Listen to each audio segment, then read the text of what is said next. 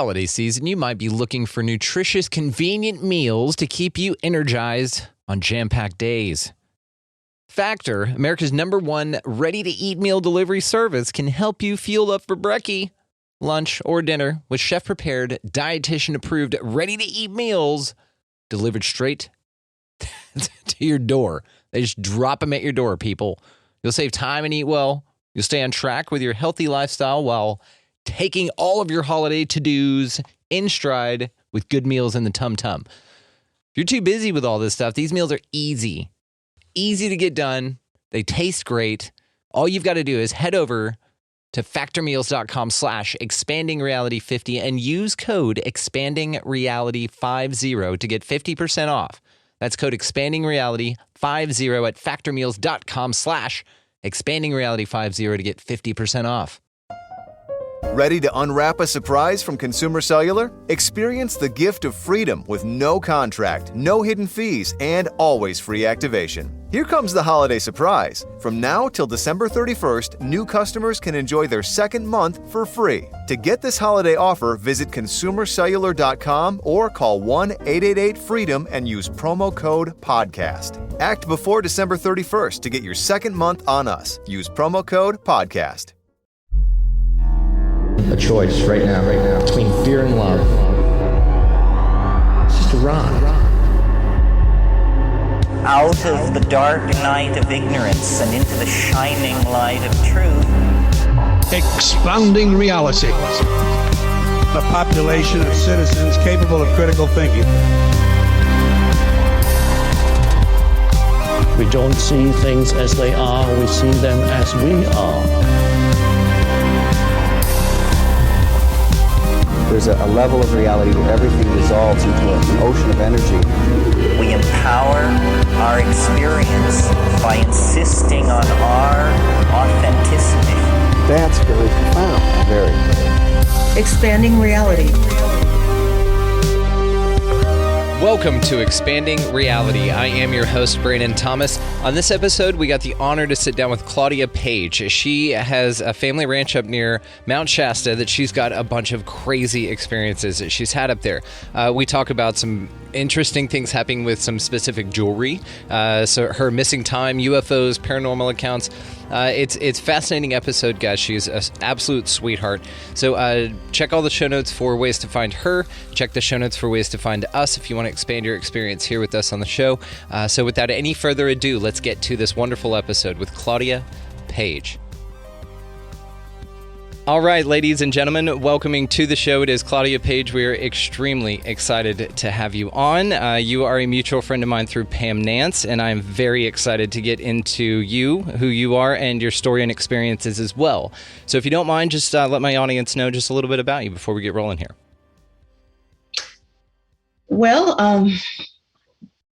professionally, I'm a speech-language pathologist, but I'm also an experiencer of a lot of interesting things, and I'm happy that I've had an opportunity to see things and experience things that maybe not all of us have. I'm very close to nature. I love kids. I love helping kids in my profession, and I like to paint. Very cool. Well, I got to see some of your paintings. Do you paint any of your experiences? I have not tried to do that, but that's a really good idea. Someone else has suggested I try to capture it in a painting of some kind, and that'd be a good challenge for me. Yeah, it would, because you could blend your actual experience with, some sort of really cool interpretation based on what your painting style is, and that could even evolve, right? That's so cool. Yeah, that's a very good idea. I dig it. Okay, well, when you get cranking on that, let me know and I'll commission you for something, okay? Okay. All right, deal. All right, I'll take you up on it. A deal. Well, you are fascinating. Your story is incredible. With all of the stuff that you've had with your missing time, we're going to get into your UFO and your paranormal encounters, which might possibly be the same thing, and we're going to talk about that. But I want to start with your ring incident, if you don't mind. I know you've had several of these, but you were telling me about that you've had an incident with the rings that you wear on your finger. Do you mind telling my audience that? Yeah. Gosh, I'm sorry I don't have a photograph of them before I got them repaired. They're all let's see, we're going back in time here. It was about 15 years ago. After I lost time, I would wake up at night sometimes or wake up in the morning and find that my ring was mangled. It's really just crushed down on my finger, or sometimes just bent, not necessarily crushed, but just bent in some strange way. And one time the ring was crunched down on my finger to the point where I had to go to a jeweler and have it taken off with jeweler's pliers because it was just so squished. But I do have photographs of rings. There are about 5 rings where this happened over a period of time. And I did take them finally into the jeweler to have them repaired. And he took a photograph of them as I asked him to before he fixed them. Interestingly enough, I told Brandon, I told you earlier about the story where I took it into this jewelry store and there was an older woman in there and sitting in there. And I came in with my rings and I was saying to the jeweler, I don't even know what would happen, how these rings could possibly bend like this, because I can't even push them with my fingers and get them to crunch like that. And she said, very matter of factly, you're being abducted by aliens. Yeah. I got a kick out of that. It's like, damn. Yeah, like, okay, well, that's nice, I guess. I mean, 5 stars, on Yelp review, because they're honest, they're deep, they're intuitive. They've clearly been hiring empaths, which is really cool. So I would return my business to that establishment for sure, just based on that. Yeah. Anyway, he was dumb. He was flummoxed. He had nothing to offer. So I took her explanation as probably being the right one to take. And it's interesting that you say that. So I just had a couple questions about this. I just want to dig a little bit deeper into it. So you said this was about how many rings would you say total over this period of time? About 5. About 5. And what was the stretch of time? About 5 to 10 years, you said? About 5 years. 5, little more than 5 years. Was the jewelry inherited by a family member, or was it all bought by you, or were they at different levels of acquisition? Like, did you come around about them in different ways? They were actually all pretty much inherited, except for one, which I had bought myself in Tijuana, Mexico. That was the one that was crushed on my finger so hard I had to go to the jeweler. Did the damage only happen when you were wearing them? Yes. Yeah, because I put on a normal ring and I had a normal ring on and went to bed with a normal ring on. And then I awakened with a ring that was all mangled. And only these specific 5. Would you try this out with different rings, but then they wouldn't get crunched at all? I have rings I've been wearing since that time and nothing's happened to them. But only those specific rings? Yeah. Well, That's fascinating. At that period of time in my life, I don't know if I would attribute this. Yeah, I think I would attribute this more to that time in my life because I was following that missing time experience. And at that time, I was also having very disturbing dreams, repetitive dreams, which tie in, I think, to what happened to me, maybe perhaps when I lost time. I'm just trying to speculate because I have no idea how to explain why that was happening to my rings at that time. And I'm glad now it no longer is happening, but I'm no longer having the strange dreams I was having at that time. So maybe there was a tie-in there to the missing time and the dreams and the rings. Somehow they all went together in some way, which I'm not able to possibly speculate or conjecture upon.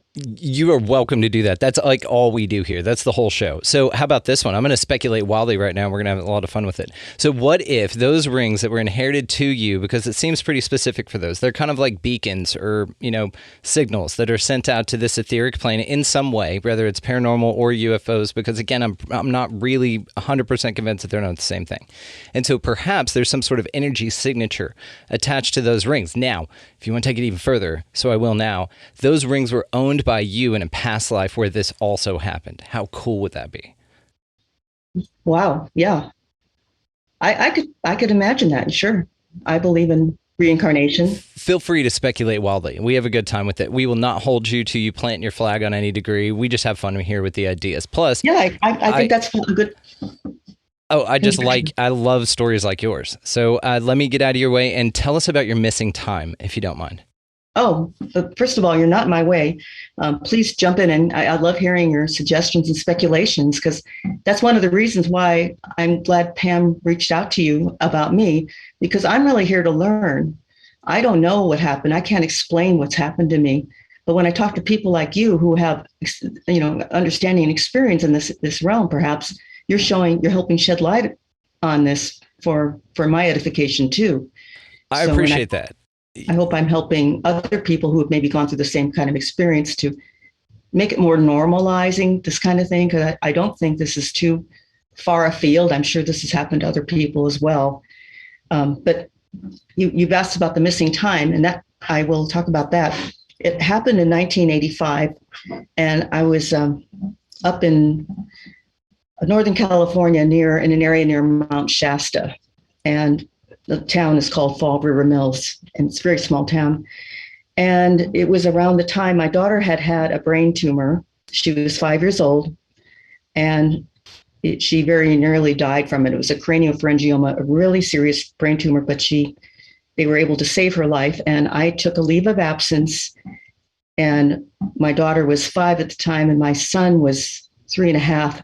And I took my children up to my parents' ranch and the ranches in Fall River Mills near Mount Shasta. And I thought this was a good opportunity for us just to heal, because we'd gone through so much trauma with her brain tumor and almost losing her to this thing. And we'd been through it. So I was able to get a nice leave of absence. And I thought this would be relaxing to be in this beautiful place on a river and just all this acreage of open space around us just to heal and regroup. And I was up there by myself. I'd never been up there by myself before. My parents had actually taken a trip to Mexico, and they asked me to take care of their dogs. So it worked out well that they were going to be away and I could be there to help dog sit and watch the place. And it was in the summertime. And there's there's a whole bunch of things that were starting to happen there by myself. I had some paranormal encounters, and a good friend of mine, one of my best friends at the time, in fact, said she could take some time off from work and come up and visit me, because I was getting a little bit freaked out up there. I was totally by myself, except for my kids. And there's some people working on the farm during the day, but there was no one up there, and I by myself. And it was a very, very remote place. So I was really glad to get some company, and my friend, and she brought her 2 kids up, and they were 10 and 6 or something like that, her 2 kids. So, and all our kids knew each other. We were good friends. We lived in the same area in San Jose at the time. And so she came up, and we had a good visit. And then the missing time part happened when she was going to return to San Jose, and she had taken a bus to Redding because her car was in the shop or something and wasn't ready in time. So she just decided to take this express bus that ran from San Jose to Redding, California. And then I drove down, picked her up in Redding, and drove her up to the farm in Fall River Mills. So that worked out really well. And she was at the farm for a week and a half or 2 weeks maybe. And the day came for me to drive her home down to Redding so she could go home. And it was in the summertime in 1985. And I had an older car at the time. It was an old Mercedes diesel, which was really the kind of car that overheated all the time. It wasn't running very well. It was an old car. And I had a buddy that had one, and it was notorious for that. Yes, ma'am. Yeah. Okay. You know that.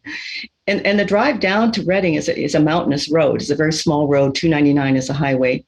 And in fact, it goes by SETI, Northern California SETI. The search for extraterrestrial intelligence. Yeah. The road goes right by it. In fact, very close to it. So we gave ourselves a lot of time. We said, okay, we have to be careful, because we're thinking overheating car, perhaps getting stuck behind a big hay truck, which you can't pass sometimes. My car didn't have enough speed to get around a slower vehicle. So we just planned we'd follow this thing all the way down the hill if we had to. So taking into account all these things, we gave ourselves like an extra 2 hours practically to get down the mountain to the Greyhound bus station, because she had tickets for this bus that left one time a day. The express was just a one time a day bus. So we were driving down, and everything was fine. There was no problem with traffic or anything. The car was not overheating. Everything was going along just as we could hope it would. And I just looked at the clock in my car. It said 12 o'clock, something right around high noon. And we were just congratulating ourselves on how we were making good time. And she would actually get to the bus way ahead of time, unless we had a problem after this time check. So we were just saying, wow, we're making good time. And all of a sudden, I opened my eyes as if they were closed. I opened them, and it was late. The day had changed. So, and by that, I mean the shadows were across the road, like the sun is setting. They were long shadows. It was darker. It was late afternoon. And we were floored. We all saw it. Like, what just happened? The day's late. Did you notice any craft or anything in the area or anything else weird that was happening? I've thought about that, Brandon, because a lot of people have asked me that if we saw anything strange around us or over in the sky or anything. And I don't recall anything like that. I don't recall having seen anything. Did you guys have any strange encounters in the 1 to 2 weeks that she stayed with you guys up at Mount Shasta? Yeah, we did have some strange encounters. And I had some very strange encounters prior to her coming up. In fact, one of the reasons I was really hoping she could come up is because that was the time I had something sit down next to me on the bed. Had she ever had anything like this happen before in her life at all? No. And you That had hadn't neither before? Not to either one of us. No. It was. That's what's interesting. It's almost like, again, that the place has a residue, or it's like whenever you traipse through that area, it like sticks to your shoes a little bit, and they can find you. It's almost like this metaphor of like, once you're there, it's there. Once people, and even we were talking about this with Kathleen Martin, that once a UFO showed up at her grandparents' place, there started to be paranormal activity in her parents' house across the street. It affects the area, and therefore it affects all that embark in the area and then move on. I've got a question about the transition for you consciously from earlier in the day to where you said that you blinked and then it was later. I know the first thing you noticed was the shadows, but was there a sensation of like temperature dropped real quick? I know that transition felt like a blink in time, but I'm curious also if your eyes took a minute to focus, like you had them closed for a while, or if it was just like a blink and now all of a sudden everything changed, but it didn't affect your vision in a way you had to like struggle like you were waking up. Trying to think about the question. I think for me it was sort of like a blink, but my friend said she felt like her eyes were closed and we were going around a corner of the road and she opened her eyes as we were going into this curve. So she had a sense of having her eyes been closed before opening them and being aware that the day had changed. And you were in motion when you realized that time was different? Yeah, we were driving. I was still driving. And as far as I could tell, I was in the same place in the road as I was when we blacked out, or whatever you want to call it. The same place. So you lost an hour, but you didn't travel an hour's worth of time. We lost several hours. Relevant. I lost 4 hours, maybe 4 or 5 hours, because it had gone from being high noon to being late afternoon. So we speculated probably 5 hours, 4 hours, 5 at the most. But you didn't travel anywhere. We didn't travel. No, because it took us just as long from that point to get to the bus stop as it had when we lost time, when we were last aware of what we were doing. Damn. After that, had your friend who was there had any other type of experience after this? Anything phenomenal that she told you? She was really actually very freaked out about this and did not want to talk about this. And she won't be interviewed for this. She told me she won't perpetuate what happened to her. Yeah, and that's okay. But she did have a really weird experience. When she got home, she lived in this apartment complex, and she kept her car in a small, like a carport thing that went with the apartment complex. It was a single car carport. And she said that one morning, not too far after this happened to us, she went to her car in the morning to go to work, and it was completely turned around. And she didn't feel there was enough room in the carport for people to get in there and pick up the car and actually turn it around as a joke or something like that. And she didn't know anyone who would do that to her. Damn. So her car was just backwards from the way that she parked it? Could it be a misremembering of that she just forgot the direction that she parked it? I don't think so, because she said, I always pull into the carport. I just pull right in rather than backing in, which you could do, one would do maybe, but she said she never backed in, but the car was turned around. And then oh, no, please go ahead. Oh, she didn't feel, and she said there's no one that she knew that would have done that as a joke. She felt this was something that was related to our missing time.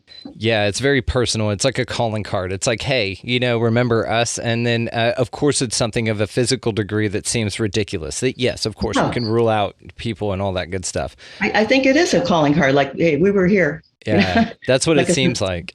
Mm-hmm. Yeah. Had she had anything other than that happen? I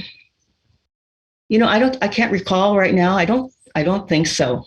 And even you said, not to knock on her, because it's a very challenging thing to want to talk about. And I understand that for some people, they just don't want to talk about it. So it's no shots on her, because if that's what she told you about, and it's really, really cool, she might not be telling you about things, which is, again, totally understandable. She might not be forthcoming with some really, really bizarre things, but I like people like you, because you're reporting it honestly. You also have had amazing experiences, and you're willing to question, what's going on with it. You don't, necessarily have to have the idea in mind that you have now be the answer for you. You're open to explore different options, which is great. I have no answers at all. I have to get back to her for a minute, though.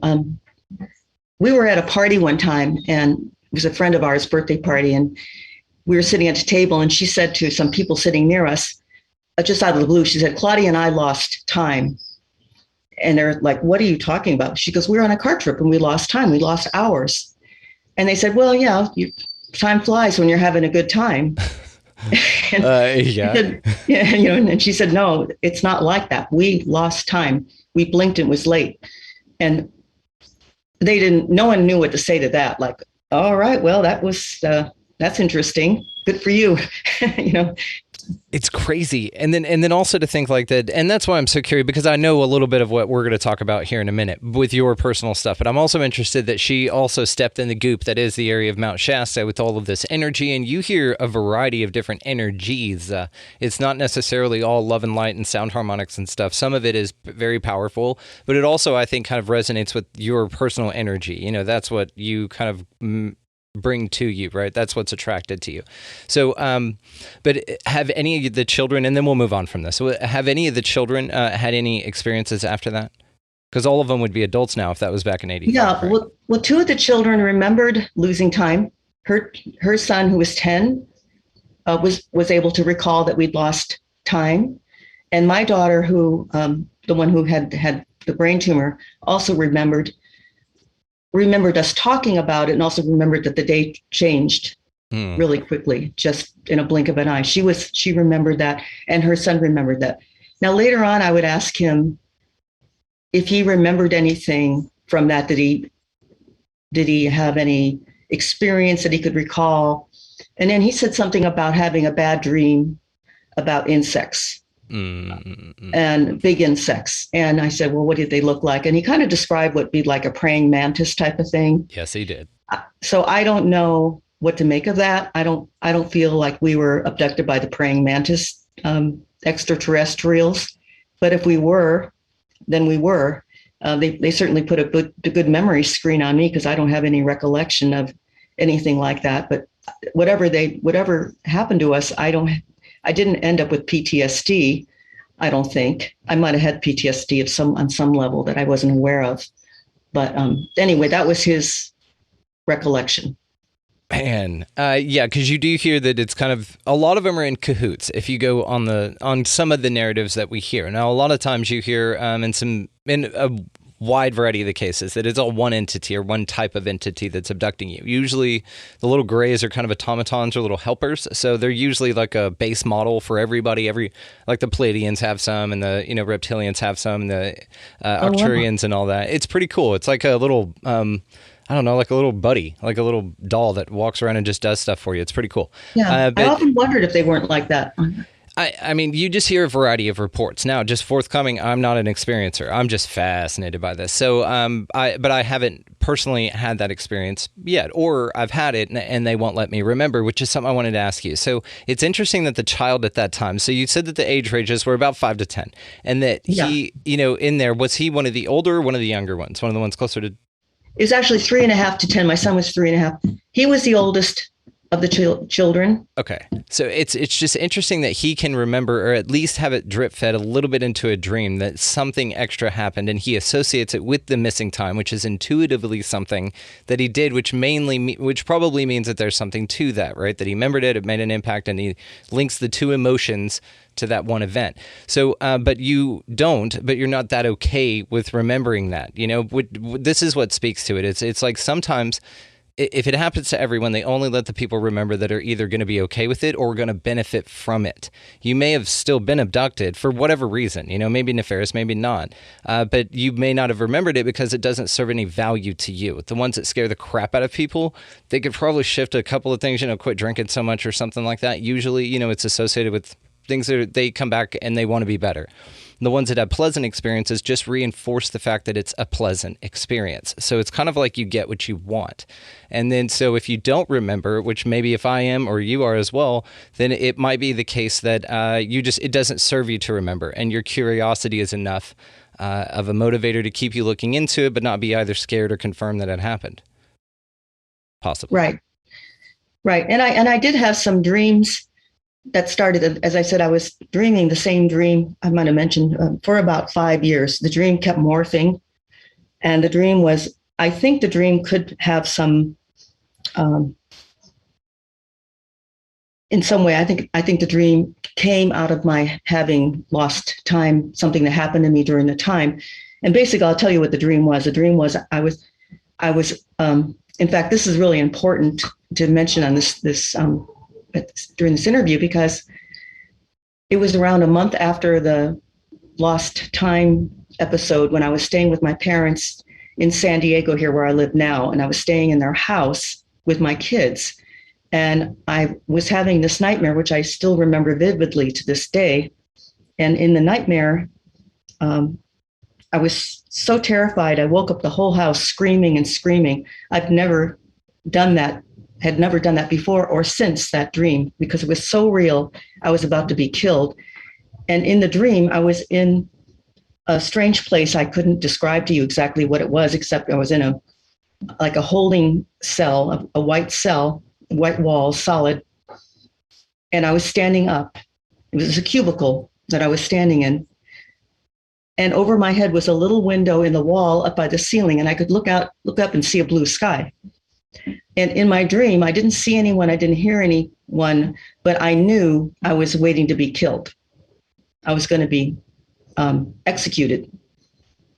And that was the dream. I was just waiting to be killed, and I was just terrified. So I woke up the whole house screaming after having this dream. And then I would have that same dream for years, but the dream would morph over time so that I was now about to be killed, then I got killed, and then I became a different person.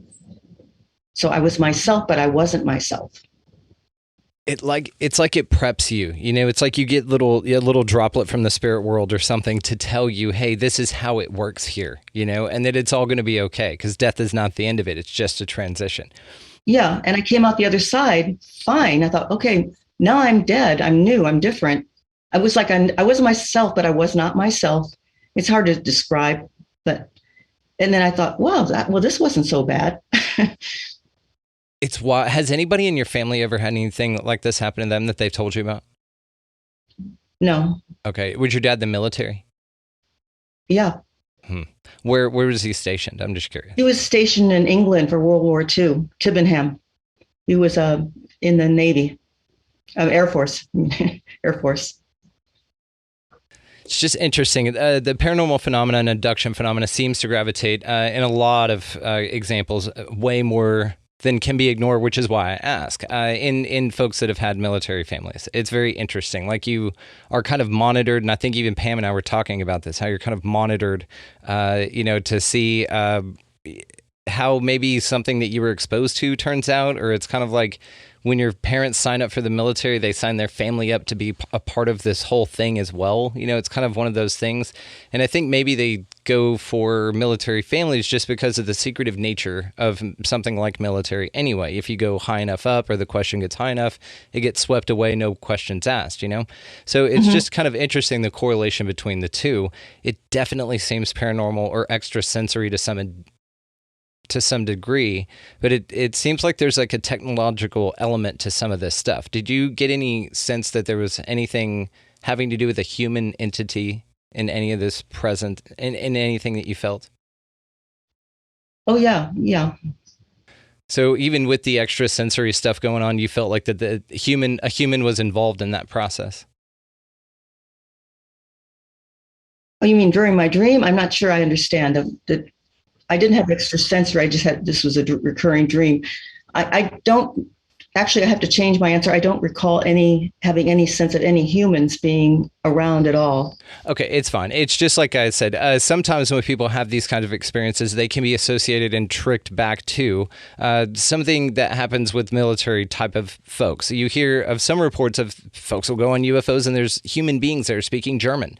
And then you'll go, and then there's humans hanging out with reptilians and they're doing something in an operating table. But the human component to it, those, I think, or I've heard, have a lot to do with stuff that we have. That's our technology. It's not necessarily extra, but it's definitely extra because we're in cahoots, right? It's definitely being hidden from you. It's kind of the feeling that I get. I don't know how you feel about all that. Yeah, I'm open to that. You think they know what's going on? They're not saying it. I have to think about that. My dad would talk about paranormal things that had happened to him. I never told him about my missing time experience because I thought he might have just dismissed it as a fluke of my memory or something like that. But when he was stationed in England, he would say that he would tell me about some ghost stories of things he had experienced. He called them ghost stories. And one was called the Haunted Beat Shack story because he was a radio operator and he was stationed in a beat field in a shack. And he said there was all sorts of stuff happening around that beat shack when he was in there on his shift. Like just stuff going around? Yes, yeah, and he said strange lights sometimes, footsteps, and there'd be nobody there. He said it was just. I wish I could ask him now. He passed away, but of course, I think if I had asked him more detailed questions, he might have had more things because he did talk about the haunted beat field all the time, and also when I was a kid, he talked about. That there are other life forms and other planets. He said in outer space, there's other species living in outer space. And then he was very certain, but he never had any examples or any things to share as far as his personal experiences. But that's what he imbued us with, a sense that we're not alone in the universe. See, that makes me think even more that he knew something, or that what his job is in the military was a little bit more. It was a little bit extra because his certainty, but without experience, or maybe he'd had an abduction or some sort of contact, but it didn't say anything about it. But it's interesting also, though, as stoicism, it seems whenever you report the story back, you can just tell this sense of certainty of a man that knows for sure, either because he's experienced it or because he knows some knowledge that he may have been privy to in the military. Yeah, it's very possible. It is. So tell me about some of your paranormal experiences. Well, okay. I've got two things I could talk about. I don't know how much time you have on your show, but I don't want to take up your time. But when I was all the time in the world, please. Oh, okay.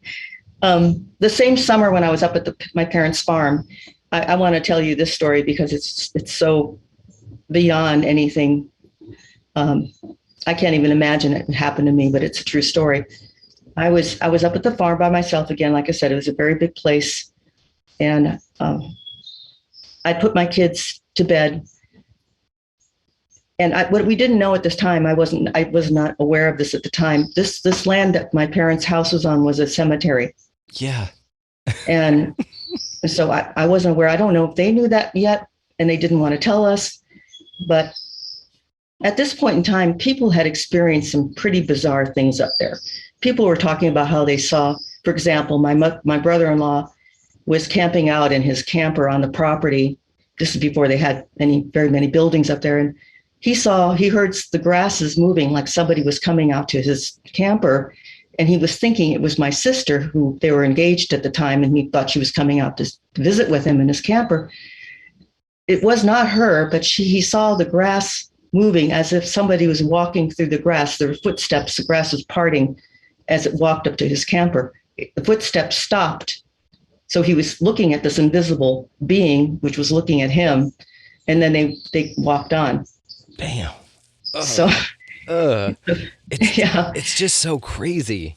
And he's a real macho man. So, I mean, he's not going to be shaking and crying, but he said, when he told the story, he said, I can't believe it. This happened. And, he would never admit to something like that because he's very matter of fact, very serious. Yeah, it's like the Predator suit, right? To where it turns, like it's invisible, but you can tell something's there, right? And you can make out once you pick the features out. Damn, that's crazy. Yeah, he said those grasses were moving. That was there. It was invisible to his eye, but there was something there, very tangible. Which, again, senses to either it's paranormal or it's a technology, because you hear that cloaking technology is like a thing, they can do this. That's wild. I mean, neither have been ruled out so far, but it's still fantastic. Please. And the cloaking technology may play into what I'm going to tell you next, and there are a lot of other things I could tell you, but again, they're just experiential, other people's experiences. But my personal experience was up there. One of the worst things that ever happened to me was I was up there at that same time, as I said, and I was awakened. My kids and I were sleeping in the same room because it was scary up there. So I had them in the same room with me. And I woke up around 11 o'clock in the evening, or maybe a little later, and I had this total sense of utter terror, just utter terror. And I sensed something coming toward me, coming down the hallway to my bedroom. It was palpable. And I couldn't hear anything, but I knew something really scary was coming toward me. I got up and turned on the light in the bathroom just to calm myself down and regroup, like, maybe I had a dream. I don't know what's going on. But and you turned the light in the bathroom on because you didn't want to wake the kids up that were sleeping in bed with you. That's crazy. They were actually in they were on the floor in the other room on cots. So I turned on the bathroom light just to calm myself down and calm and just think, okay, this was a dream maybe or whatever. So I'm sitting there and all the electricity goes off, and I can say the electricity went off because there was no hum. You know how that you can hear that hum. Yep. So it wasn't just the light turning off in the bathroom. It was pitch black. And then the lights came on. So, okay, good. There's a blip in the electrical field or whatever. Just as they came back on, something so heavy sat down on the bed next to me that I ended up like lurching toward it. Yeah, it was horrifying. And after that happened to me, I could not move. I was completely frozen. And I wanted to run like hell to get my kids and get the hell out of there. And I was paralyzed. And it felt like seconds went by before I could move. It probably wasn't that long, but at the time it seemed to take forever before I could get my sense of motion back. So luckily, I always felt scared up there. So I left my dad's truck right outside the front door with the keys in the ignition, just in the off chance I would need it. And sure enough, this was the night. So I grabbed my little kids, bundled them up, put them in the front seat, hopped in the truck, drove to town to get a motel room. And it just so happened that was the night when there was a big group was moving through town and all the hotels were filled up. It was a rodeo or some big group going through town. And I couldn't get a motel room. There was nothing available. And I said, I can't go back to the house. I can't go back to what's in that house. So I decided to go. I knew about this restaurant bar. It's kind of a small honky-tonk little place. It was across the river from my parents' house, but that was the only thing that was across the river. The rest of it was all acreage. And they were only open on like Saturday nights. So this was a Saturday night that they were open, and sometimes they had live music. Most of the time they just had a jukebox in there and very active bar in there for people and to come in and have drinks and visit with people. So I thought, well, maybe they have a place where I can stay, because I was just going to try anything I could. I didn't know anyone to go to say, can I stay at your house? I didn't know anyone there to ask. So I thought, well, maybe they can let me rent a room there or something, because they had cabins there that used to be rented out at one time. And I didn't know if they were still available or not. So I took my chances, went over there, got there. I was happy to see them, hear the music. The jukebox was playing. The door was open. This was in the summertime, so it was a warm night. There were some cars in the parking lot. I felt better already. Like, okay, good. I'm with civilization again. Yeah. I'll get help here. I don't have to go back to the farm. So I walk into the bar, and this is going to sound really out there, but there was the feeling of people all around me, but I could not see them. There was food on the table. There was lighted cigarettes in the ashtrays. At the time, you could smoke in restaurants in 85. And the jukebox was playing. There were drinks on the bar. There was everything in there but people. At least if they were there, I was not able to see them, and maybe they weren't able to see me. But I was calling, walking through the whole place. I went all the way back into the kitchen area. I went where only employees are allowed. I just went anywhere I had to go to find somebody, anybody, and there was no one there. Then I went around to the main office when it was a hotel office, and nobody was there. I knocked on bathroom doors. Nobody was in bathrooms. So after calling and looking and calling and not getting anywhere, I had to get back in the truck and drive to the farm. It was either that or sleep in the truck. Yeah. So let's hit the bar real quick. So did you hear any voices of anyone over the jukebox, or just the jukebox playing residue of human activity, but no, you couldn't use any of your senses to detect any other human activity like footsteps or voices or anything? Nothing. I heard the jukebox playing. Actually, I'll tell you something. I'll back up a little bit. When I was sitting in the truck, when I first pulled into the parking lot, it was a dirt parking lot. It was very dusty because the summertime hadn't rained. When I was sitting there in the truck, something rose up in front of the headlights of the truck and was morphing into sort of a human-looking shape, very, very large. In the dust? In the dust. It was rising in the dust, but it was taking on this shape of almost like a wraith, like a ghost-like person with arms, and was rising up high. So I attributed that to the dust in the headlights. But dust doesn't get that. It was taking on a real definite shape. Yeah, more than like just seeing a puppy in a cloud or something. It was really there. It was. Yeah. It was actually morphing and like twisting into this sort of a head, sort of head, shoulders, arms. And I thought, okay, I'm going to just ignore what it. Do you remember a face on it? It looked like a head, sort of I didn't look too closely, but it looked like there was a head. It was morphing into something, and I just got out of the truck because I thought, I don't know what's going on with this dust, but I want to go in there now and find out about a cabin. Yeah, and you couldn't see, like, there were no windows on the bar. You couldn't see anyone inside. Like, I could look inside. The door was open to the bar, so I could look in. I could see inside the bar from the truck. I could hear the music, but I couldn't see any people. But I thought they could be in there. Maybe there's a table around the corner I can't see from my vantage point, because it was a small door. It wasn't a big door that was open to the outside. Just wild, that with the spirit. So what happened when you went back to the farm? I was so frightened. I just prayed for protection. I prayed to God to put a crystal dome. I just pictured a crystal dome being placed over my kids and me. And I don't know where I got that idea, but it came to me that I needed to picture this hard crystal dome that nothing could penetrate. And I had to just put all my faith that I would be protected. It's like an energy. They say this in energy protection, that you visualize a bubble around you. So, a bubble on the ground would be represented by a dome, like cut in half, right? That's interesting. So you form a physical barrier based on your emotions and your intent. And I had never done that before, but it occurred to me at that point in time, I need to have a crystal dome over me. So we're really anything that comes down is going to bounce right off of it. Yeah. It was a good image. It was an image I needed. And it was great sound effects on your end too. I don't know if you did that on purpose, but it sounded like something was bouncing off crystal. Nice job. Look at you. You're showing all the way through. Yeah, I've got all these sound effects in the background. I've got thunder next.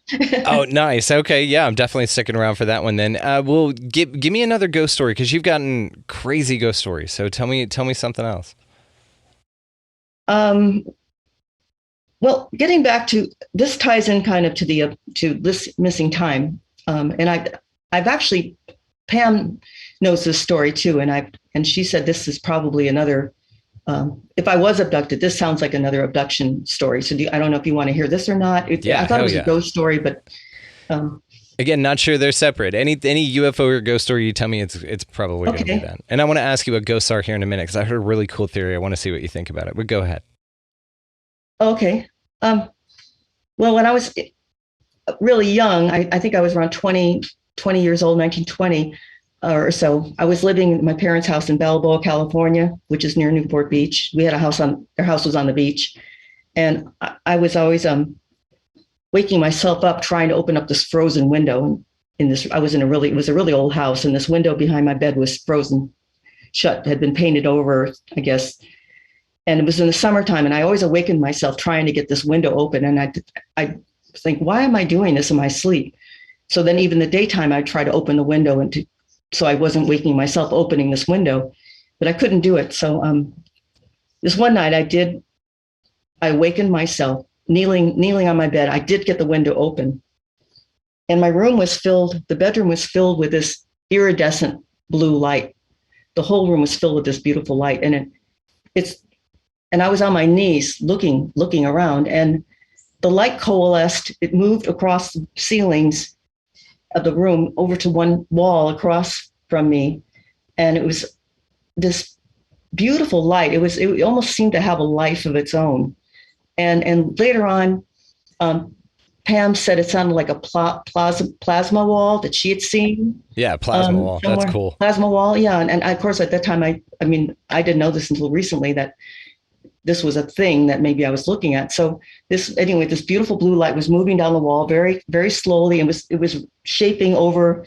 I had a cuckoo clock. I went over the cuckoo clock. I could see the cuckoo clock bulging out from behind this light, and that's crazy. It moved across the floor, up the wall, and out the window that I had opened. It's like, thank you. We've been, waiting for that. That's crazy. Yeah. I'm glad I could help them out. And I go, okay, guys, good trip. Yeah, and you think about it, if it was painted shut or something, then you think of, chests that are intentionally sealed, like if there's a protection on the door or something and it can't get out of the room physically, and then that window's the only way it can get out and it's painted shut, but then you open it and they're like, thank you, and then they're out, that's awesome. Yeah, that was weird. As far as ghosts, getting back to ghosts, but back to the farm, one of my first experiences up there was when I was up there before I was married, and I was around 20, 21, 22. So it was a quiet summer night, and it was full moon.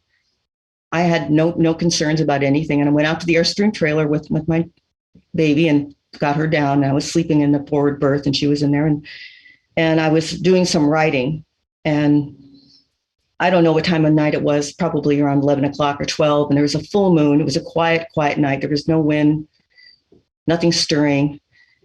And all of a sudden, the air in the Airstream trailer sort of felt charged. I don't know how to describe it. It just took on sort of a staticky feeling.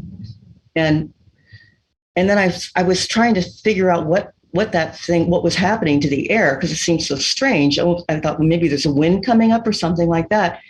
And I breathed, for some reason, I breathed out and I went like that. And I heard this owl sound. From your vocals? It seemed to come from me. Damn, that's cool. Yeah.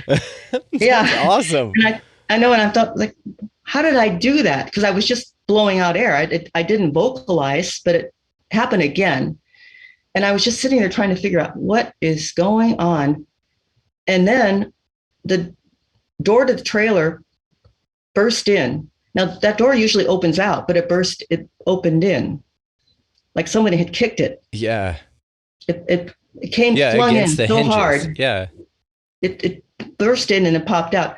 And I thought, okay, maybe my brother did that for a joke. There was no one out there. I peeked my head out. There was no one around. So I was trying to get myself calmed down. I shut the door. I thought, okay, this is a freak thing that happened.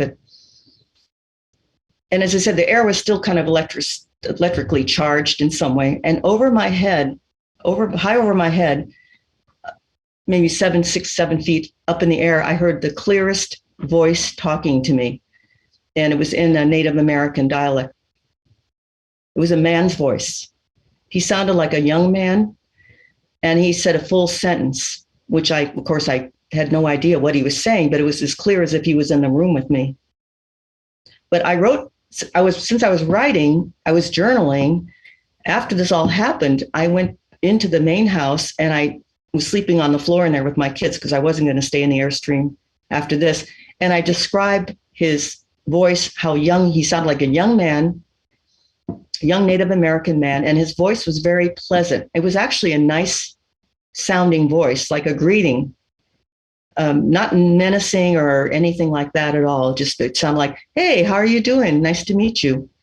You know, that sucks. He didn't speak Navajo. He was probably just trying to tell you, "Hey, everything's okay." But because of the language barrier, it was a little jaunting. So maybe if it was communicated in a way you could have understood, maybe it's a little more nice.